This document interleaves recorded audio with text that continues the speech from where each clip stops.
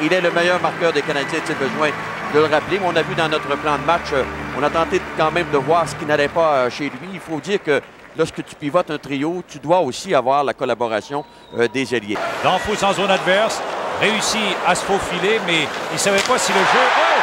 C'est Bourret qui vient de marquer, beau complément. Un jeu très serré à la ligne bleue. On a vu Kovalenko qui a bien failli cafouiller sur cette entrée de zone effectuée par Vincent Danfous. Très souvent blessé au cours des 2 dernières années. Oh, voilà le but ici qui a été marqué. C'est Thibault qui n'a pas réussi à garder la rondelle dans sa main. Après un premier arrêt, c'est sur un retour de lancer. Eh bien, se retourne, jette un coup d'œil sur sa gauche. La rondelle qui revient jusqu'à McInnes, le tire. La rondelle est perdue de vue. Oh! On n'est pas de balle-fille, c'est un miracle. Je comprends un tout petit peu maintenant la suite de cette séquence. Pourquoi le Canadien, Claude, en infériorité numérique à domicile, occupe le 25e rang dans la Ligue nationale? Il a passé au passage à Koivu, qui part derrière lui, passe à Turgeon. Turgeon essaie de remettre devant le but de Bourret, son 2e du match.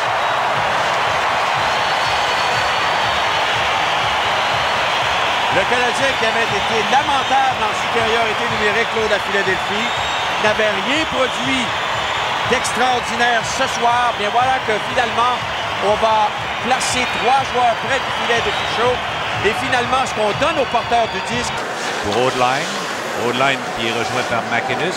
La rondelle perdue est reprise par Danfous qui est mise en échec. Voilà, l'échappée ici de Bertuzzi. Il est seul, le tir de but! Il a bien déjoué Thibault.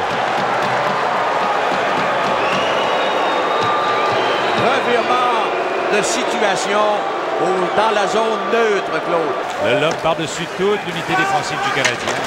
Là, c'est repris le long de la clôture. La chance, un tir de but! Ça a dévié, je pense, sur Palfi. Attendons voir. Et là, les Islanders prennent les devants pour la première fois dans le match. Maintenant pour Hendrickson. Ensuite, le disque revient devant le but. Hendrickson encore.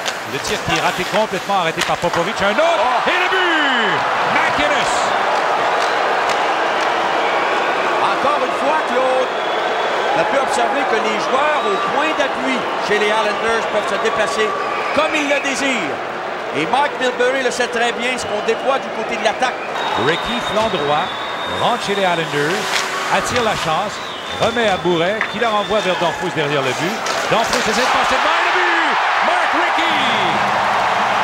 Quel travail de Danfous! Je pense qu'il a participé à la Coupe des ici, Danfous ce soir. Voilà Petrov. Oh, lui aussi c'est buté à plante. Là, la passe devant et le but! Right on line! Quel revirement!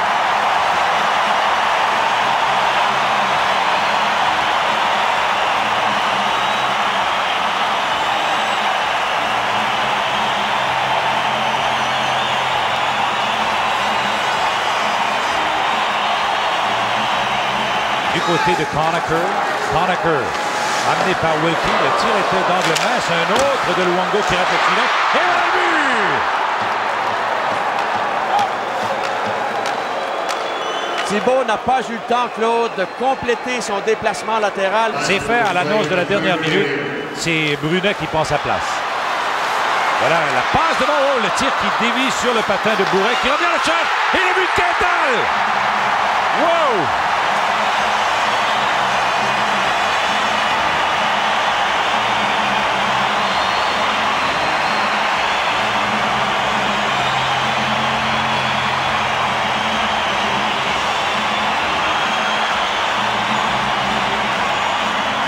On aura de la difficulté à le bousculer. Tu as vu le défenseur des Islanders qui a tenté d'enlever Quintal devant le filet. Ça n'a pas fonctionné.